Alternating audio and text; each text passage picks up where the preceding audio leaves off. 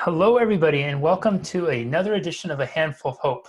I am so happy and grateful to have Helen with us today, who's an author, speaker, and spiritual life coach, and a modern-day emancipator who helps high-achieving multicultural individuals create and sustain the personal and professional freedom they deserve, and yet so often eludes them.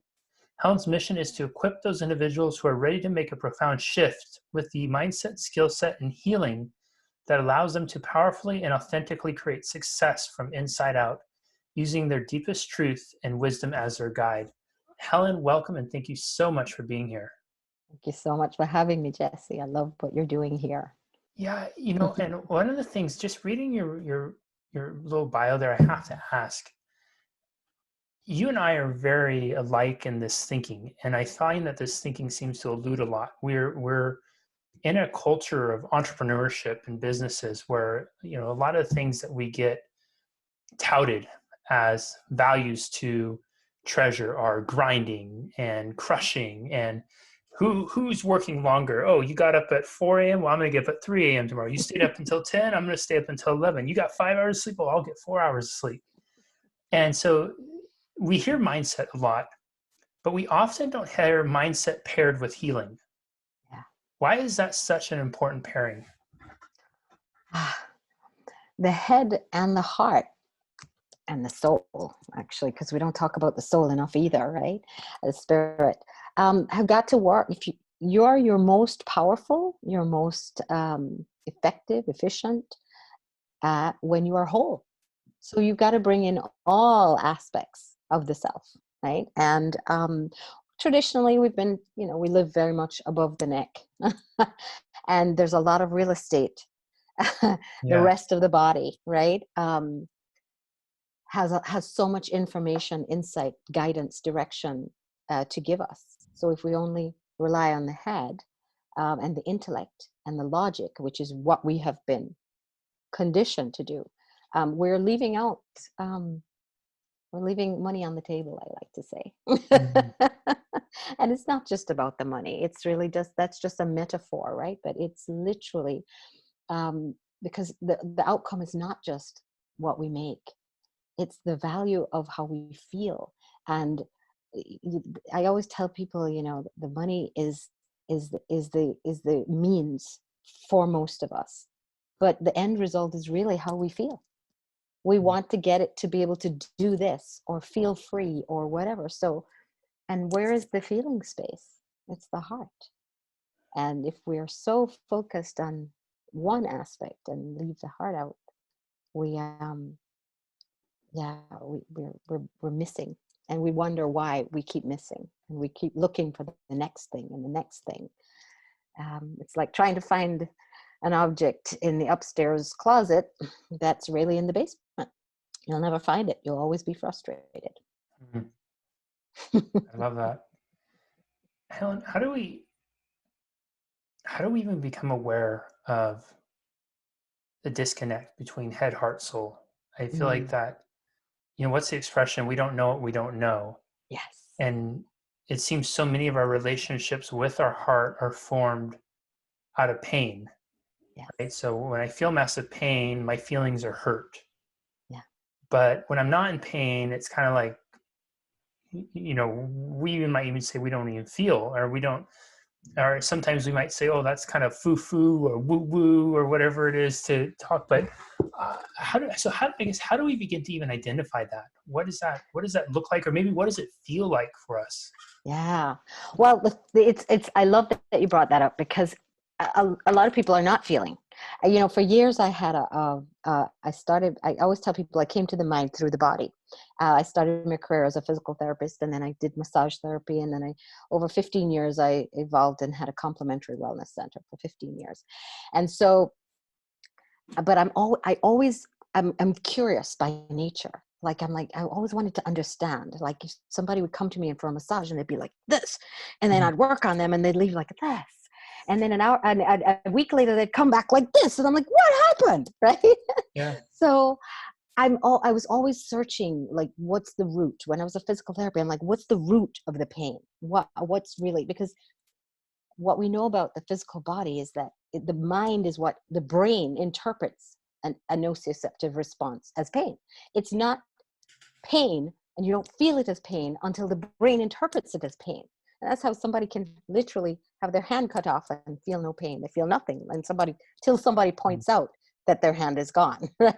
Then they're like, oh, that hurts. So we have to be willing to feel first. We have to be willing to feel. So, but if we're not feeling, life will always, the universe is always conspiring on our behalf. So look at the things and the people and the circumstances that you've attracted into your life, right? It's the mirror. It's the mirror. So if you're not connected enough to yourself to be aware, if you don't have a high level of self-awareness, then just look at the circumstances of your life. Look what's showing up in the mirror. What kinds of people are you, or situations are you attracting? Is there a lot of chaos? Is there a lot of struggle? You know, what have you created? So we don't have to look very far. We just have to be willing to see. Process begins with awareness, seeing. You can't change what you can't see. I don't know if that's helpful.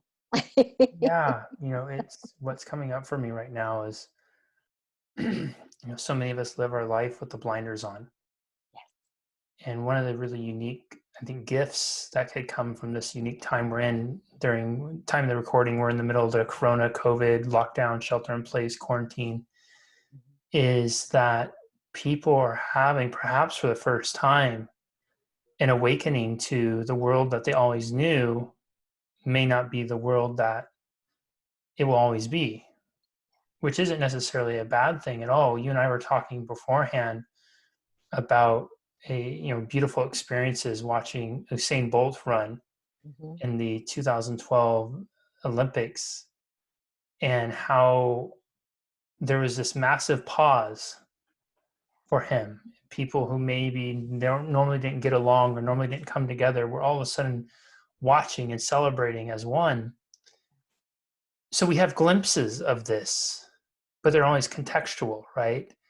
And we never maybe take time to pause and take the blinders off and allow ourselves to see that those moments of celebration that we have when we see somebody achieve, it doesn't have to just be when somebody achieves. It can be for our very life and when we wake up in the morning, right? When this whole when before we even ordered to stay in place, when the whole pandemic came into focus for us here in America, I was inspired to do a daily Facebook Live series for a couple of weeks that I called Pause for Peace. Meditation is one of the tools that I've used in my own life. It's one of the things I teach my clients. It's a beautiful mind focusing tool, and it's a beautiful self-awareness tool. But what I understand from my perspective, that I always say every challenge comes with opportunities. Right? And I'm a great believer that the universe, as I said, is conspiring on our behalf. Everything serves. We get to decide how it serves us. That's the free will.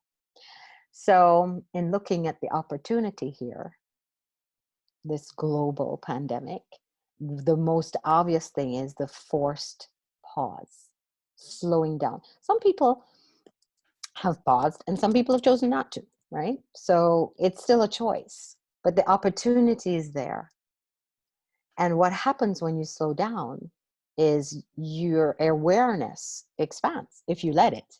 So the analogy I like to use is if you're driving 100 miles an hour in a car, there are only certain things you're going to notice because everything is passing so fast, as opposed to if you're driving at 5 miles an hour, you see a lot more, right? So the opportunity is here to see, but what do we do with what we see?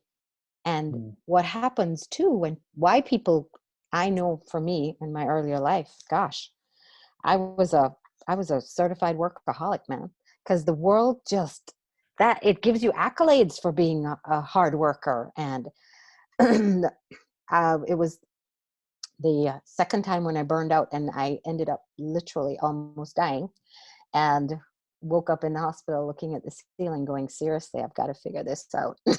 This is not working for me. But I didn't know. I didn't know what to do differently. I really didn't. I was frustrated. I didn't know how to get out of my own way. I knew I was doing it to myself, but I didn't know how to get out of my own way. Mm. And the first step is there's nothing wrong with surrendering, like just going, I don't know. I really don't. Because when we admit that, or even admit that I am in pain and I don't know how to change it, at least now we're open for help. And the help is always there. It's ripe and ready. When the student is ready, the teacher appears, whether it's a book, a podcast, an interview like this, or a conversation with a friend, or a mentor teacher, a program, course. It's always there. It's just for us to be open and saying, yes, I I don't know, and I need help, and I'm willing to receive it.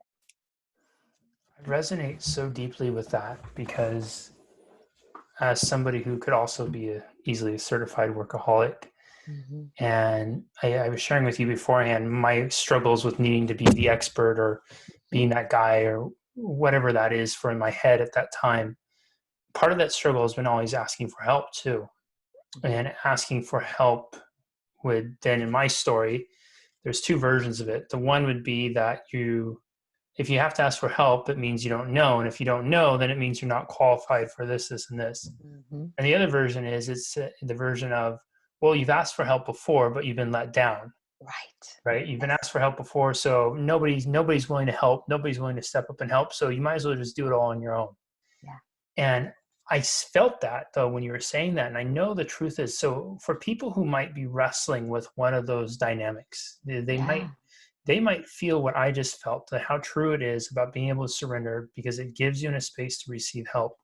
But there was that one time 6.5 years ago on a Tuesday where Mm-hmm. they asked for help and the person they asked for help with didn't follow through, let them down, whatever that story is for them. Mm-hmm. How do we address that for them to allow them to find strength in that surrender and then thus find strength in being able to receive the teacher who could appear for them? Yes. So yeah, it comes down to the trust issue, right? Because that's what has been undermined and eroded is the trust in others. Um, However, what I'd say is trust yourself. Be willing to trust yourself. And if everything serves, even that experience you had 6 years ago on a Tuesday when you were someone let you down or disappointed you, how did that serve you? What did you learn from that? Mm. What did it hone your wisdom, your ability to spot, someone who is not authentic? you know for me, I grew up as an empath and a highly sensitive um, uh, person, with a very strong intuitive abilities, in a house of secrets. So Mm. what that meant was I was aware of what was going on around me, but when I would say to the adults, so and so, they'd go, no, no, no, that's not true. And so I thought I was crazy, and I learned not to trust myself. But what it did for me was it honed my ability to read energy Mm. and to see behind people's masks. So I can feel energy shift in an email, right? And it was a protective mechanism for many years. But I had to heal and integrate those things in order for it to become my superpower. Mm. What got you here won't get you there. And that's part of the pivoting. When we are invited, when life invites us to shift, when the opportunity presents itself, there are things we have to let go of. We have to, you can't, if you're a trapeze artist in a circus, right? You, in order to progress to the next rung, you've got to let go of the one that brought you here. Or else hanging on to both, you're stuck, you're not going anywhere. And it's a journey of trust. And trust is something that, in my experience, you build over time. People earn your trust when they show you consistently that they are worthy of trust. So it's it that's part of the wisdom that we gain in life, and everything that came before this was just part of their education. How do you build on your education? How do you use it instead of using it as an excuse to stop yourself from progressing? Because we can use it either way. And I know that word excuse, oh, sometimes it's so triggering, right? But there are 5 freedom principles that I teach. And no shame, no blame, no judgment, no excuses, 100% responsibility. And I'll start backwards, 100% responsibility, because that's where your point of power is. If you accept responsibility for whatever you've created in your life, consciously or unconsciously, and this is why we don't blame ourselves, because we're always doing the best we can in any given moment, right?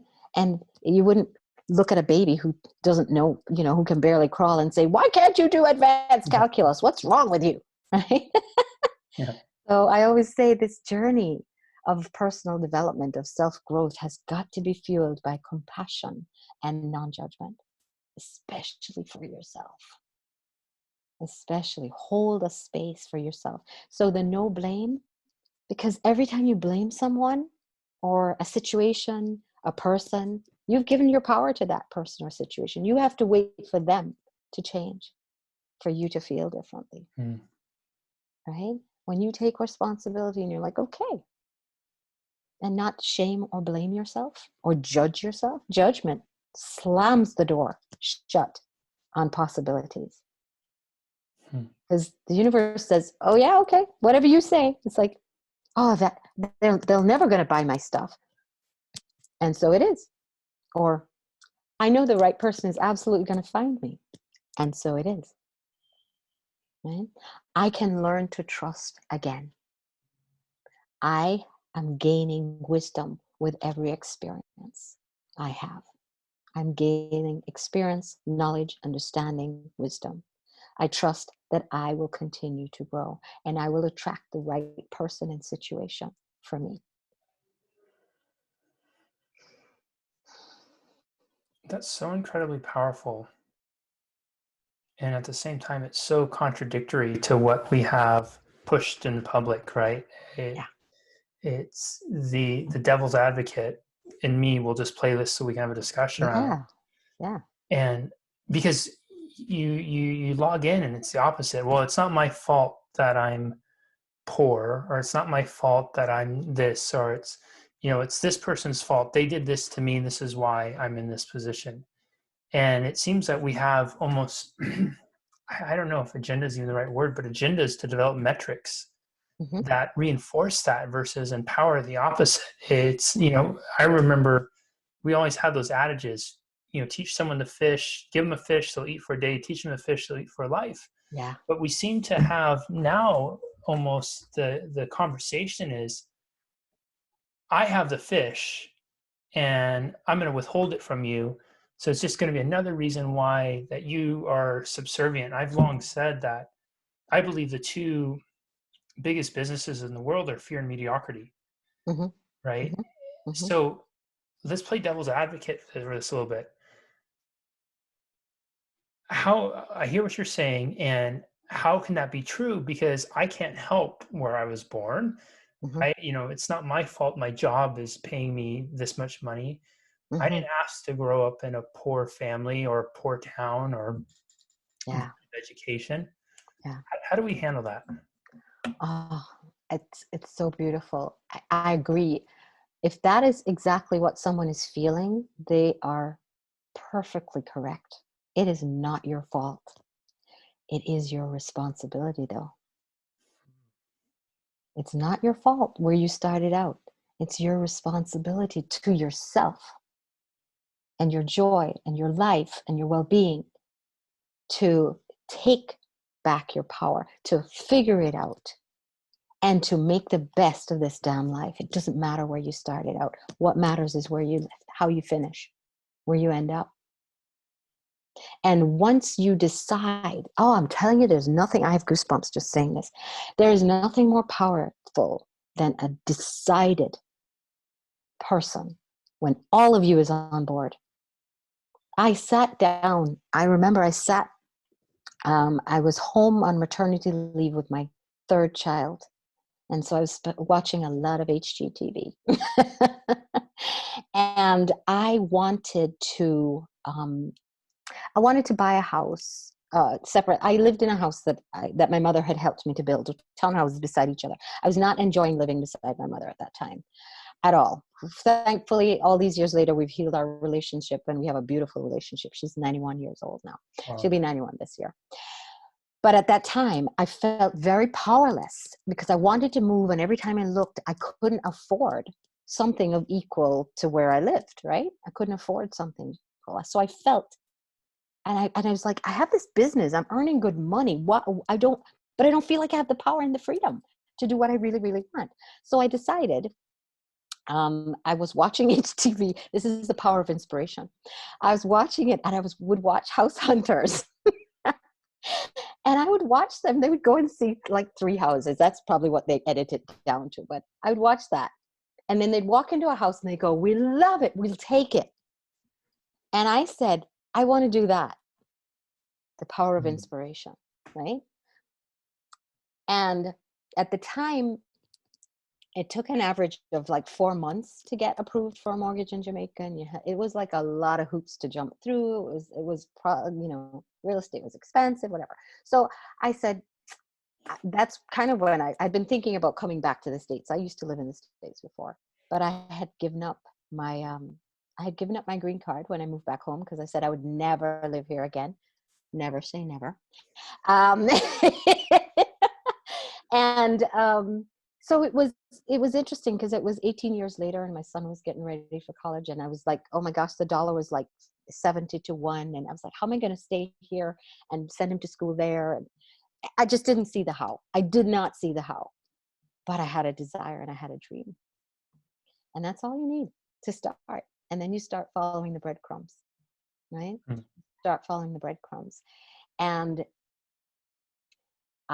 through a series of synchronicities, right? When the student is ready, the teacher appears. A friend happened to mention that she had used this lawyer and they helped her get her back her green card. I called the woman. We set up whatever it was, got a company, got back here, moved here. And every step of my life has been like that. I make a decision. I decide what I want. And the how presents itself. You have to be willing to follow the breadcrumbs and to take the risks though. Because I shut down my business and my life as I knew it and started over at 42 years old with 3 children and my husband, of course. Right? Of course. Well, I don't know if I could have done it without him. I don't know. I always tell him he's the wind beneath my wings. He helps to give me courage. And that's the power of environment, right? Surrounding yourself with people who can support you. And if it's not a husband, if it's not a family member, if it's not a friend, that it's a mentor or a coach, a pastor, whoever. You got to have people in your life who can hold the vision with you. And the thing about my mentors and my coaches is that they've always held the vision for me that I couldn't even step into yet myself. They held possibilities for me till I could step into it myself. It sounds like too, from what you just shared, that earlier you were talking about being blind to the things that we can't see, right? But it's almost like when we decide, suddenly the blinders come off and the breadcrumbs start to appear. And maybe the breadcrumbs were there all along. Yes. But because we had decided to believe a different narrative that we couldn't, we were incapable, it's not our fault. And I loved how you framed that. You're absolutely right. It's not your fault, but you still have a decision to make. You still have a decision to make. So you may not have been able to decide your circumstances that you were born into. Right. But you can decide what circumstances you're going to grow into. Absolutely. Love that. Love that. I think that's a quotable. Yeah, we should write that down. We could Yeah, trademark it. We'll share yeah. it. No, it came out of your mouth. Yeah, yeah, I, yeah, but I I'll share it. I came from your take inspiration. full. I don't mind if I inspired it. You Yeah, spoke it, so yeah. claim it, own it. We'll have to remember to write that one down. Yeah, yeah, yeah. Helen, this series is called A Handful of Hope. Mm. What's the hope you'll hold for the world? Oh, I don't even need to hope it, quite honestly, Jesse, because I see it and I feel it so powerfully. It literally brings tears to my eyes, like just thinking about it. I am so excited. And I hold that for people who cannot be yet. I've always been somewhat of a maverick and a visionary. I'm usually a little ahead. I can see things that others can't see yet. And what I see is that the bigger the crisis, the bigger the opportunity. I see I see that in every crisis, in every challenge, it's an opportunity for people to step up, and I see them doing it. They're sharing, they're connecting, they're shifting. Like for me, I literally have a thing I started called hashtag Thank You Corona, right? Mm. Inviting people to be like, what is the gift? My book is called The Gift of Pain, an invitation to self-love, right? So, but the pain contains gifts open to receive it. The big gift I see here is a shift. People are leaving jobs that they hated. They are spending time with quality time with family, right? Um, Marriages that were on rocky ground are imploding, and some are strengthening and finding new connections. But it is all this time is a great amplifier and accelerator. Any issues that have come up for people are not new. Mm. They're not new. And if they're honest and they look clearly, they will see that. So the opportunity is deal with it, because everything you want is on the other side of that. So on the other side of this is so much growth and opportunity. And here's the thing, it's a choice point. As every crisis in our lives is, it's a choice point. We get to choose. We get to choose. So some people will come out of this and be living in a new earth. And some people will come out of this and be in the same old world that they were in before. That's the magic. We get to create our own reality. But I know the opportunity has never been greater. And there's so much energy supporting us in this time. So much. And I get it. I get that when you are in stress, it is harder to access your solution-oriented part of your brain. And so if you're listening to this today and you are stressed to the max, crippled by fear, then your next best step is to find hope somewhere. Watch a funny movie, call a friend, tell jokes, go watch cat videos on YouTube if that's your thing. Go to the beach, walk outside, lie on the grass. Do whatever you can to step out of your fear. Sit there. Heartmath .com or .org, I think it's .org, is offering their heart math experience, which is designed to get you into coherence. When you are in a state of coherence, you are your most grounded, your most calm, your most creative, your most solution-oriented self. They're offering a program free. They normally sell it. They're making it available to the public free. And if you want, I'll give you the link where people can go, and you can post it with this video so they can access that. And it shows you how to get in coherence, right? Because then you'll be able to activate the law of attraction and to bring you what you want: more peace, more joy, more freedom, more opportunity. Because that's all we all want: more love. So that's what I see. That's what I see. And that's what I hold space for. I love that. Everyone, my goodness, was this a gift today? Rewatch, re-listen, and pay attention. Pay attention to, there's a couple of things here that I think are so poignant. Not that to discount the rest of it, the entire interview is, but there's a few things where you might find yourself really honing in on. I love the giving yourself permission to ask for help.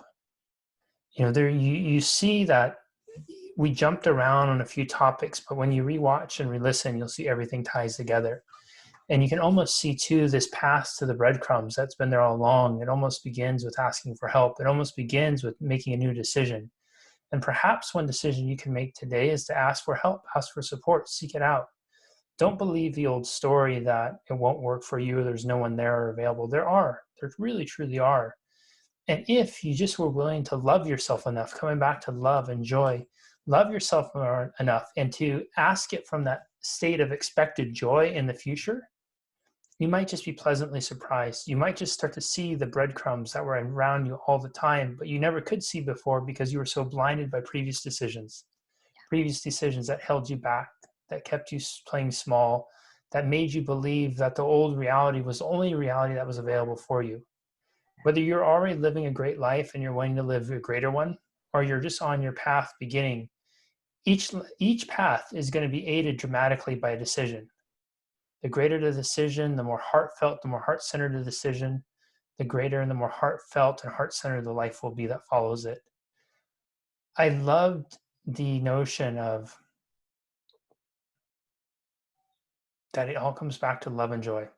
Mm-hmm. That's what we all want. And if you start to look deep beneath the surface, beyond the material stuff, beyond the other things, beyond the narratives that are pushed out in the public, you'll see that at the core, everything that you desire, everything you want, and the root of it all, it really does root down to love, joy, happiness. And again, we maybe have the blinders on and we can't quite see it, but give yourself permission to take those blinders off just for a minute. Look around the world for the breadcrumbs that might be around you, that might have been in front of you all along. Maybe today just might be the awakening, the eye-opening that you need, or the eye-encouraging that you've always looked for. Helen, this has been absolutely incredible. Thank you so much for sharing your magic, your gifts with us. You've been an absolute blessing today. Thank you. Thank you, Jesse. Absolutely. We will see you next time, everyone, on another edition of A Handful of Hope. Bye-bye. Bye.